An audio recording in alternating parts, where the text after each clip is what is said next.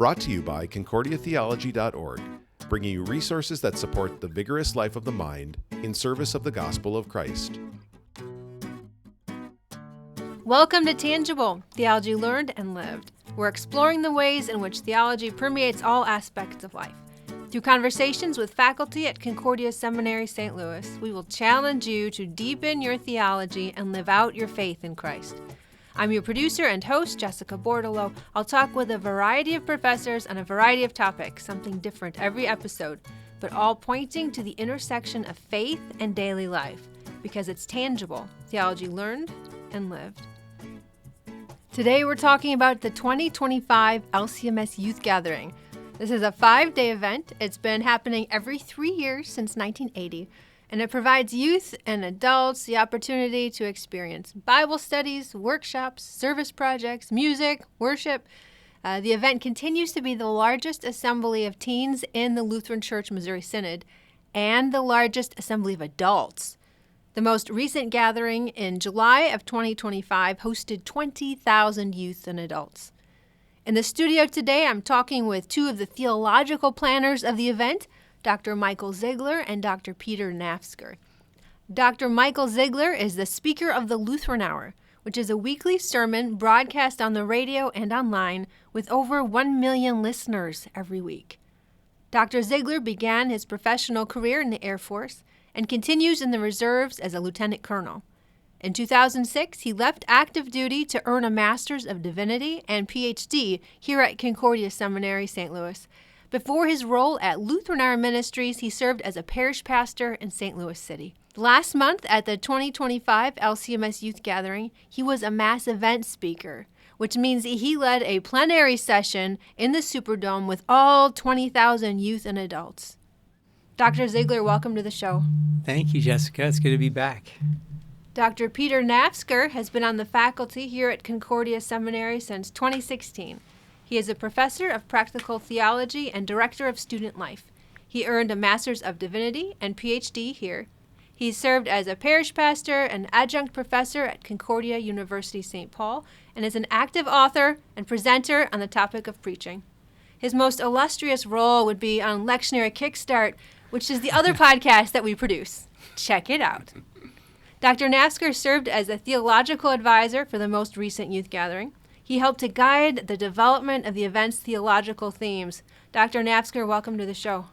Thank you, Jessica. It's great to be here. I'd like to start by giving our listeners an idea of what happens at the youth gathering.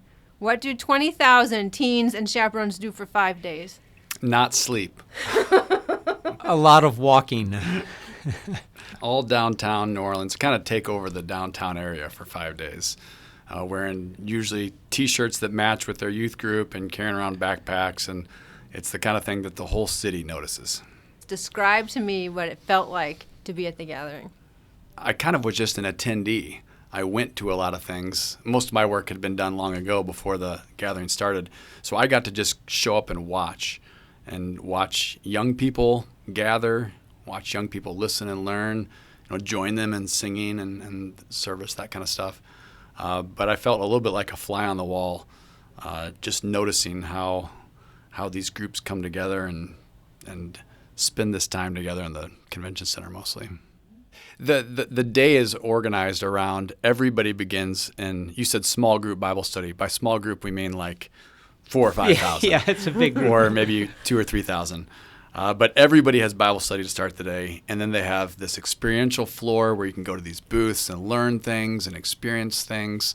Very creative people plan that on the convention center floor. And then they have sessions where teachers and DCEs and professors and pastors and lay people lead sessions for the kids throughout the day, where you can kind of go learn about whatever you want to learn about, tons of opportunities. And then everyone comes together in the Superdome in the evening for this mass event.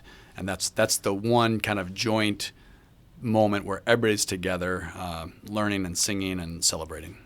And then in between all that, it's if you've been in the LCMS your whole life, it's a big family reunion. You're always running into people that you've haven't seen in years. I ran into my best friend's older brother that I hadn't seen in 30 years, who's now a DCE serving somewhere in Nebraska. And he says, "You remember me?" And I remember the heavy metal posters on your bedroom wall, but here you are, a DCE now.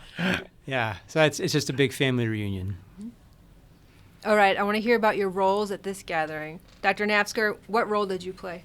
So I was on what's called the Theological Advisory Team, which is a group of a couple of people who try to provide biblical and theological guidance for the, roughly 150, 200, I kind of lose track of numbers of people who are planners for the gathering. So all the people who organize the nightly mass events, the people who write the Bible studies, people who schedule the sessions and put the stuff on the floor to experience and to learn about, those planners get guidance for what we're trying to communicate from this theological advisory team. So I did my work with this small group a couple of years ago, actually, and then tried to be a helpful theological resource along the way as people put together their plans. So you worked as a volunteer? Yeah, almost all of the people who put this on. The youth ministry office works really hard for our LCMS, and there are 4, 5, 6 people who work there, but the rest of the whole thing is volunteers, basically. And Dr. Zeigler, what was your role? I was among the theologically advised. As a speaker, you get invited into this really big, years-long planning event, and you're just trying to fit in your little spot, and you can't see the whole thing. You know the puzzle's much bigger, and so how do you, as a one little piece of it, they said you have 14 minutes to talk, and it's in the midst of a 2-hour event, in the midst of a 5-day event, and so how do I fit into that? Well, all the stuff that Peter and his team produced 2 years ago, start by reading, and Peter authored or was the principal author of a theological essay that helped set the overall tone and focus of the event. And so reading that, and then there's another pastor, Dan Weber, out of Seattle area, who was in charge of the mass events. And then you had a DCE who was in charge of just that night that I was a part of. So I worked with them to hone down and figure out, okay, how can I offer this little 14-minute talk that will fit into the whole experience for everybody who's there. Well, the way Mike described it is so helpful because, Paul talks to the Corinthians about every member of the body has their own role and their own piece, and the whole body works well when the whole body is functioning. This, to me, is the fullest vision of that metaphor has been in my experience with the youth gathering, because you have hundreds of people literally trying to work toward a common goal for the sake of these thousands of people who come, and everyone has their part to play, and you kind of want everyone to think what I'm doing is the most important thing, and also at the same time to think I'm just a little part of something much bigger, because it is so much bigger than any one event or one person. Yeah, I tried to think of it from my perspective as a 15-year-old in 1995. I don't remember hardly any details. I remember the feeling of being in the San Antonio version of the Superdome and feeling like I belonged and feeling like this was real and I was a part of something that was more than just some stories somebody made up. That's what I was left with. I don't remember who the mass event speaker was. I remember, the River of Life song and such. You don't remember who wrote the theological theme? I do not remember who wrote the theological theme. I don't remember anything. I remember the feeling of being included, like I belong there. And so that's why I tried to bring in that mindset. Like, yeah, I want to make the most of the 14 minutes that I was given, and I hoped everybody else, and I trusted everybody else felt that way too. But in the end of it, 30 years later, the person who experienced is going to remember very little of that. But they are going to remember how it made them feel. Well, and that's one of the things we talk about on the planning side an awful lot, that really the most impactful person for each youth in their youth group is probably their youth group leader. Yeah, I remember Janelle Flanders and Ian Flanders, my youth group leaders, very well. Because they walk with you through the whole Yeah. thing. And so in a way, all the programming is meant to support and help the adult leaders and the fellow youth in each group be the body of Christ together for each other. And then we just kind of provide the context for that to happen in intentional and intensive ways. I remember from that youth gathering the feeling that I didn't know there were this many Christians, let alone Christians my age. It is fun. I mean, so many kids come from small congregations where there's not a big youth group, and just to walk in the dome and see these thousands and thousands of kids who are all Lutheran and who all want to spend part of their summer gathering at a church event, that's pretty cool. So maybe I'll back up just a little bit if that's okay. The way these gatherings work, like you mentioned, since 1980, every 3 years, it begins 2.5 years in advance by a group of about 25 people selecting a theme. And this group of about 25 or so, they're DCEs, pastors, lay people, youth themselves, professors. We all get into a room for 2 days and say, what should we say to youth today? And we hear a couple presentations about youth culture and what's going on in society. And then we search the scriptures and choose a theme that we think would be helpful and that would be appropriate for the moment. And so when we did this 2.5 years ago in January, the group agreed on the name endure and the text Hebrews 12 verses 1-3. And so that was all we had coming out of that meeting. And then that group of 25 was whittled down to a group of like 3 of us or 4 of us. And then we said, okay, what do we want to say about endure? What are the things that Hebrews says? So we put together this study then that would try to provide some language, some common language and some common ideas that, you get that many people coming together, it'd be really easy for everybody to go their own direction. And so we wanted to try to provide some guidance. The 3 sub-themes that came out of that were kind of the key pieces to the whole thing. And those were, we endure in Jesus, we endure as a people, and we endure to the end. And so then each group, for instance, when Mike was on stage, there's an evening where the theme was, we endure as a people.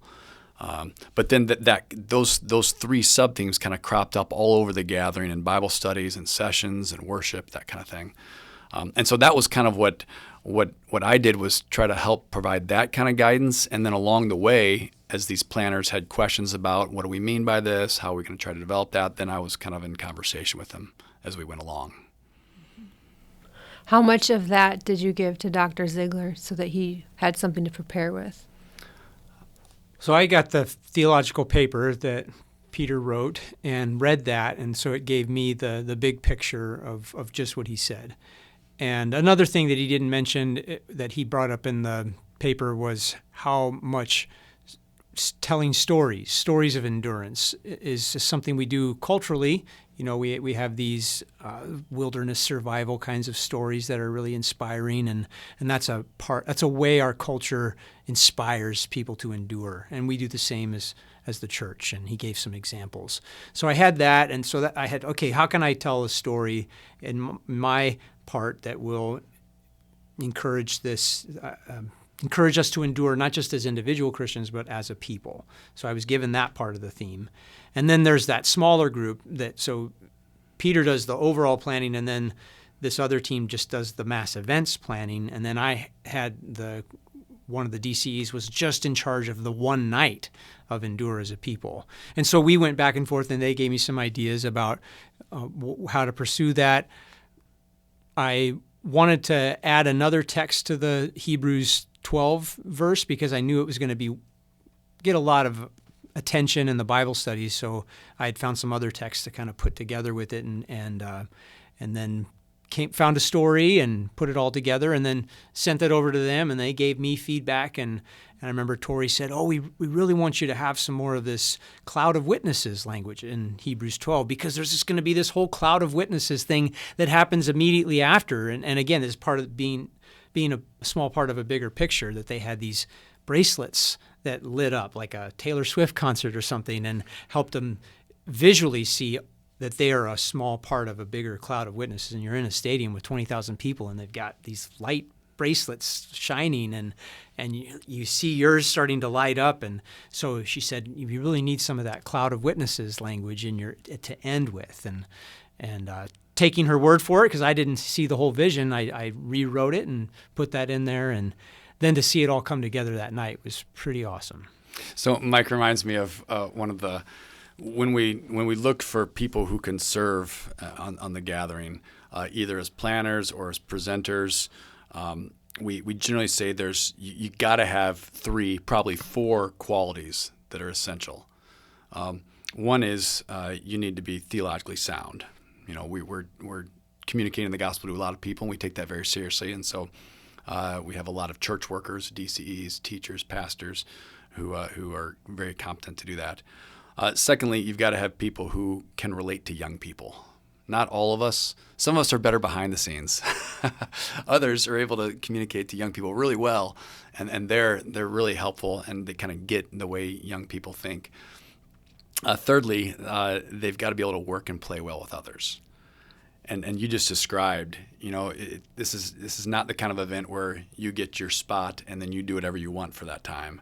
There's a lot of guidance and back and forth and working together. It really is. It requires a lot of humility. The Bible study team, for instance, has about 15 people who jointly write 3 studies, and then 5 pairs of 2 present those studies. And so you got to be able to make it your own and yet also do the same study. And so that requires a lot of give and take and humility and kind of sticking with what the team wants to do. And then the fourth thing is you got to just be able to stand on a stage and talk to a lot of people at once. A lot of people. That's not an easy thing to do. So most of the time, people who are on the big stage, the mass event, are people that we've who've had some experience doing that, and sometimes have spoken on little stages at previous gatherings, and then they kind of move up to a little bit more intimidating situation. Now, Dr. Zeigler, you talk to millions of people every week, but it's in a recording studio, and they listen to you on the radio or online. What did it feel like to be live, speaking on a stage in front of 20,000 people?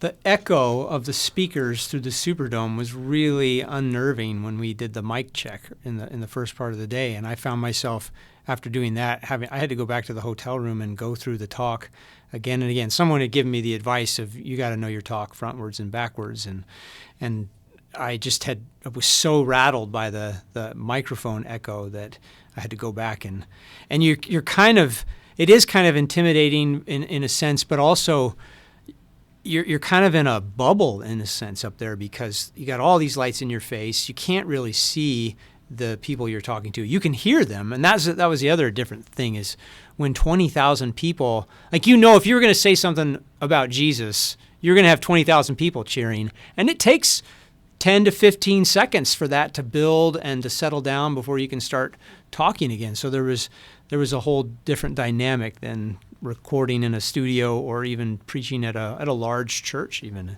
It would be like if we had a live audience for a tangible episode. That's and right. Were cheering 20,000 people this cheering. This is a great idea. Exactly. I can see this.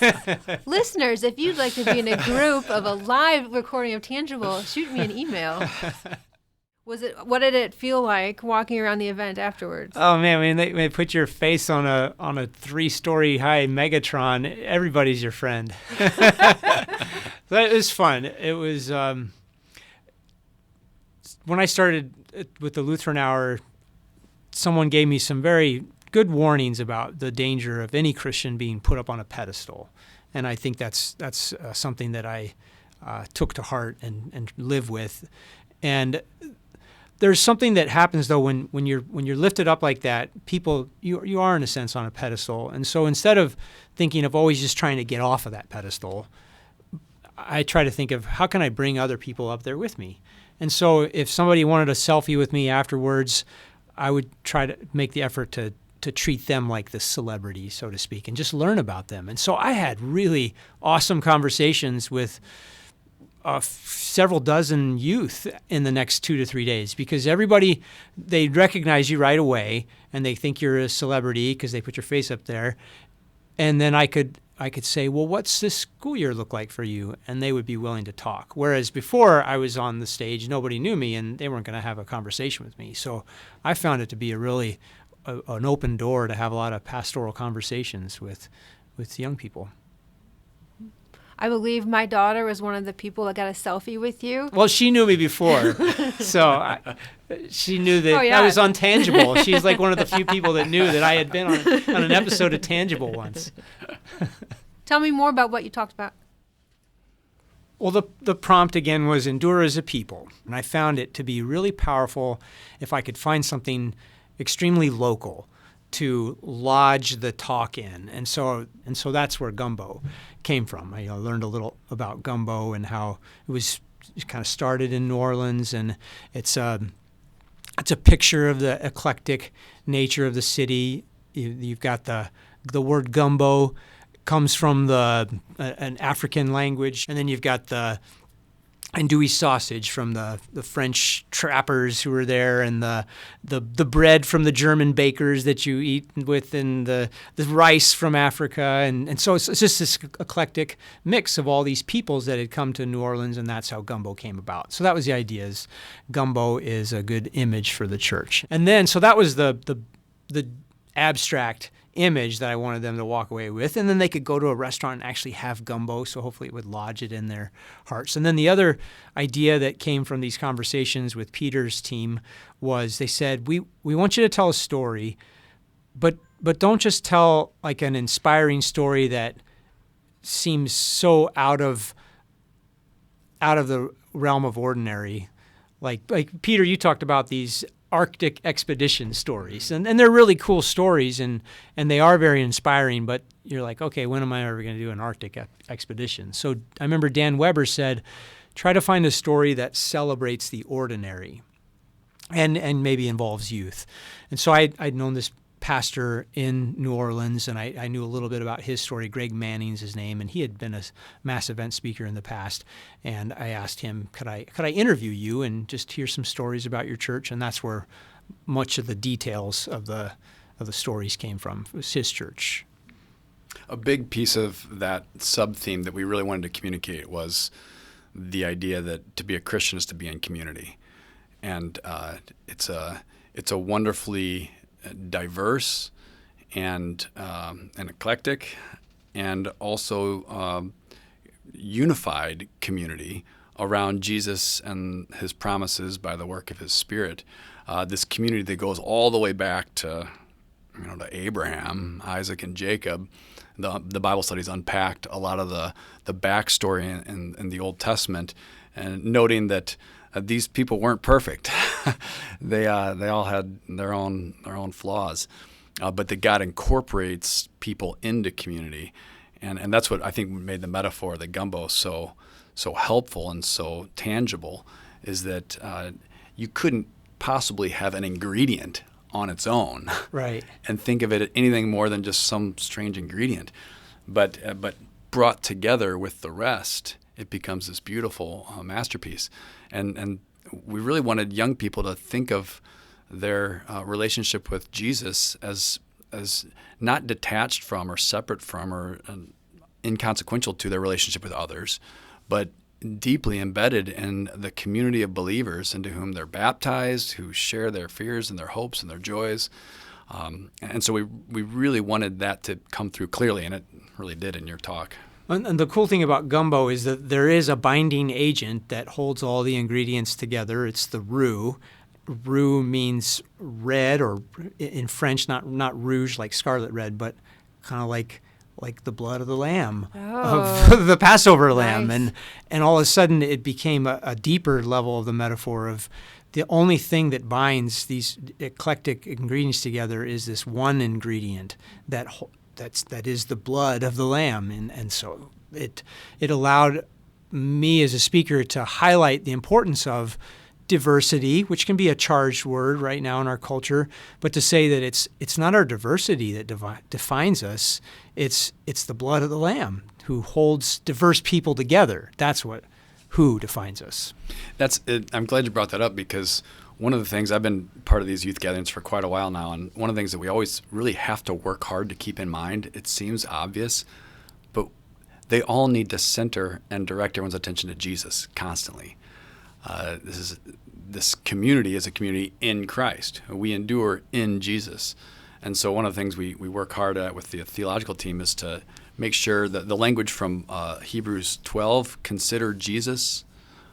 We wanted everyone to be considering Jesus throughout this gathering in different ways and with respect to different issues, but to keep Christ at the very center of the gospel, the good news of Jesus.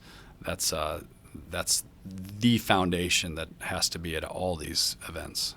And the gumbo metaphor helped highlight that, a new perspective on, I think Paul says it in 1 Corinthians 10. He uses the metaphor of bread. He says, hey, we're all one loaf. Like the loaf is Jesus, but the loaf is also us, the body of Christ. And so I saw Paul, he's doing the same thing. I'm just trying to say it in this metaphor, but he's doing the same thing. The loaf is the the loaf is the diversity of all these grains and have been smashed and brought together, and that's Jesus, that's us. So after all the work you did planning, what was it like to see how it came out? It was so fun because, we did this theological work years ago, and then, there's a lot of creative people in our church body, people who have all sorts of imaginative ideas about how to help people experience and see things. Just to give you an example, there was a lament, I don't know even what they called it, a lament room, a lament station, where you could go, part of the experiential team on the floor, where you could learn how to lament, learn what a lament is, and then share a lament. And they projected all these things that people were lamenting on the wall. And it was, the lament involves both a cry of pain or sorrow, and then also a praise to our God for His grace. And so they projected all the cries and the pains onto this big white version of the word lament, and then on a cross they projected all the praise to Christ, and so you can kind of experience this. So that's the kind of thing. The gumbo thing, the talk, the other elements in the mass events, those are things that I couldn't come up with. No one person could, but when you have all these people thinking about how can we help youth experience this, how can we help understand this, help young people understand this, then you see all sorts of these creative things come out. And it was just kind of, I was a little bit like a kid in a candy store thinking, oh, how cool. I was hoping someone might do something like that, but I never would have imagined it. So that was really, really neat to see. How did the Bible studies interact with the mass events? So it's an interesting, the two things that everybody does are the mass event and the Bible studies. Now, the Bible studies, they don't do all together. They do that in 5 different rooms. But what this means is the Bible study team and the mass event team can kind of build off each other. And so we kind of look at it like the mass event is kind of the spectacle. You can do the things with the bracelets, and you can do big band type things and all sorts of visuals. The Bible study, we intentionally keep very low tech. This is just content. We have kids opening their Bibles, studying the scriptures. But the Bible study leaders know what's going to happen the night before, what happened the night before, and they know what's going to come the next night. And so then they can help kind of lay the foundation. Sometimes they're very explicit about that. Sometimes they weren't, and they just equipped the kids more effectively to receive what was coming or to unpack what had already happened. So a lot of that work that's where the coordination among the planners gets to be pretty helpful. Now, you both were parish pastors in the past, and as a pastor, what was your view of the youth gathering? Now, you had both gone as teenagers, so you had experienced it once, but as a pastor, what did you think of the experience? I will admit that I did not always speak favorably of the youth gatherings. They seemed really expensive, and they are. It's a lot of cost and a lot of effort. It's also seemed like it was an opportunity for a lot of the youth group drama to come out, and that's part of it. Anytime you're dealing with people, this time gave me a new vision of that it reminded me there's also all the good part too of seeing the whole church come together, being able to do some of these things that you couldn't do on your own as a small church or even as a district?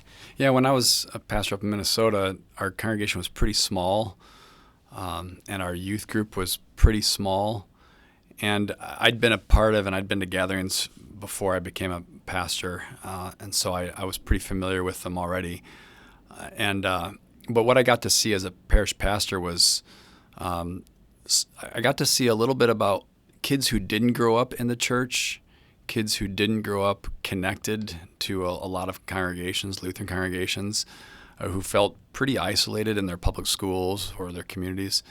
It was really neat for me to see these kids, even if they couldn't remember any of the theme or any of the studies, just to get a little glimpse of that's the language from Hebrews 12, the great cloud of witnesses, just to get a little glimpse of the church on a scale that isn't visible really ever in life when you think about it. That glimpse was, I think, really helpful for those kids, especially the ones who, didn't even come from real strong Christian homes.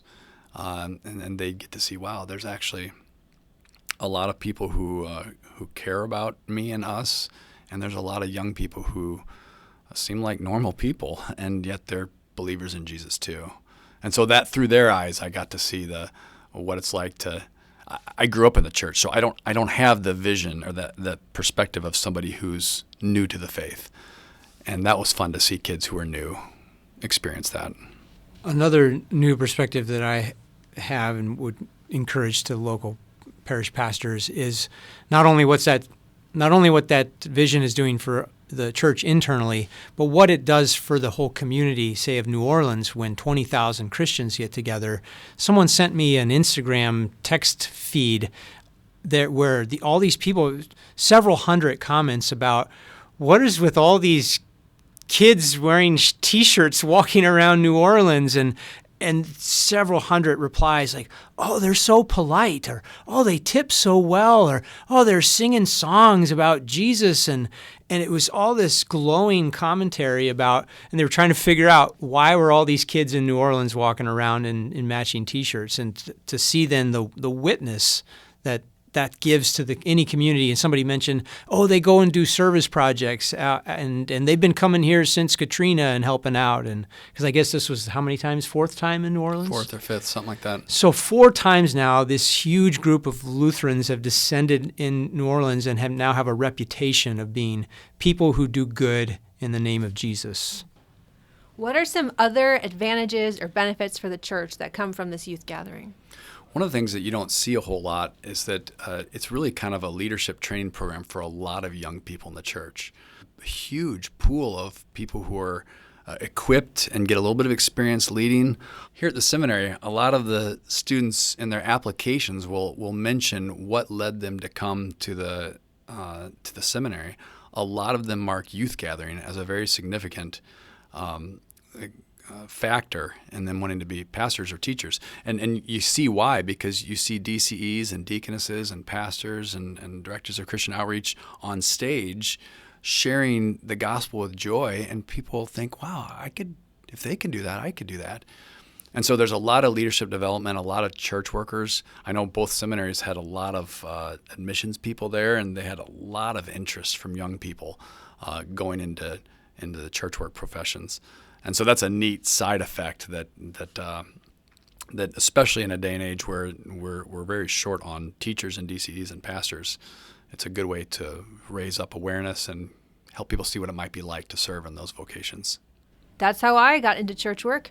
I knew I wanted to work with kids and tell them about Jesus, but I didn't know that women could work at a church. And I went to the gathering and DCEs. Like, that sounds great. That's what I want to do. So thank you, Youth Gathering. And I can say the same. Hearing Joel Layembauer speak on stage and lead Bible study, it kind of inspired me to think, wow, man, if I could spend my life sharing these things about Jesus with others, that's pretty cool too. The final question on the show is always this: what do you want our listeners to remember? I would encourage the listeners to remember that the youth gathering is worthwhile. It is expensive. There's a lot of drama associated with it. all the effort that it takes to get a youth group together, to get people to make their payments, to try to have some preparatory Bible studies, to get transportation, all these things. It's a lot of work, and it's worthwhile. It's worth doing, and I'm grateful that our church body does this every 3 years. I'll draw back on the theme again, and what we wanted to say about enduring in Jesus.